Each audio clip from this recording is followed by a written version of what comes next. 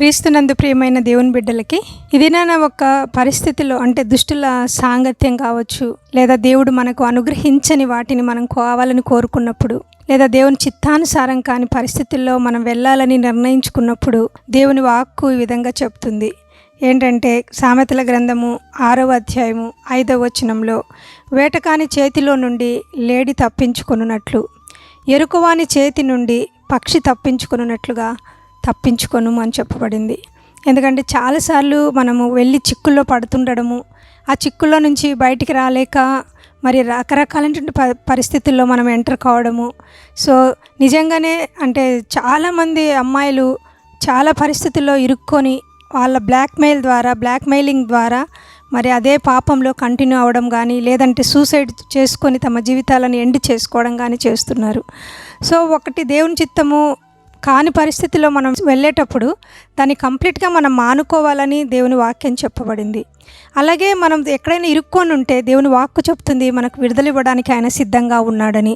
మనము 124వ కీర్తనలు మరి 7వ వచనంలో చూసుకున్నట్లయితే, పక్షి తప్పించుకున్నట్లు మన ప్రాణము వేటకాండ్ర ఉరి నుండి తప్పించుకొని ఉన్నది, ఉరి తెంపబడను మనము తప్పించుకొని ఉన్నాము. సో దేవుడు ఖచ్చితంగా మీరు మొరపెడితే మీ ఉరిని ఆయన తెంపేవాడుగా ఉన్నాడు. కాబట్టి మీరు ఉరిలు వేసుకొని చనిపోవాల్సిన అవసరం లేదండి. మీతో నేను చెప్తున్నాను, మీరు ఉరి పెట్టుకోవాల్సిన అవసరం లేదు. దేవుడు మిమ్మల్ని తప్పకుండా డెలివరీ చేస్తాడు. దేవుడు తప్పకుండా మీ ఉరిని ఆయన తెంచివేసేవాడుగా ఉన్నాడు.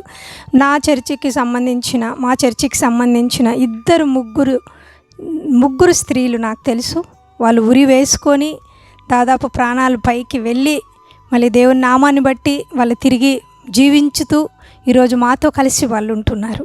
కాబట్టి ఎటువంటి పరిస్థితుల్లో కానీ అమ్మాయిలు కానీ అబ్బాయిలు కానీ దేవుడు మీ ఉరిని తెంపివేసినప్పుడు మీరు ఉరి పెట్టుకోవాల్సిన అవసరం లేదు. మీరు మొరపెడితే ఆయన మీకు విడుదల ఇచ్చేవాడుగా ఉన్నాడు. కానీ అంతకంటే ముందుగా ఎరుకవాని చేతుల్లో నుండి పక్షి తప్పించుకున్నట్లుగా మీరు కూడా తప్పించుకోవాలని అయితే దేవుడు కోరుకుంటున్నాడు. కాబట్టి ఎవ్వరు కూడా అటువంటి సిచ్యువేషన్లోనికి వెళ్ళకూడదని, అటువంటి సిచ్యువేషన్ మన ఎవరికి రాకూడదని దేవుని నామంలో మీ కొరకు ప్రార్థిస్తూ మీకు దేవుడు విడుదలని సహాయాన్ని పంపించునుగాక అని అడుగుతున్న మీ సహోదరి Esther Evangeline. Praise the lord.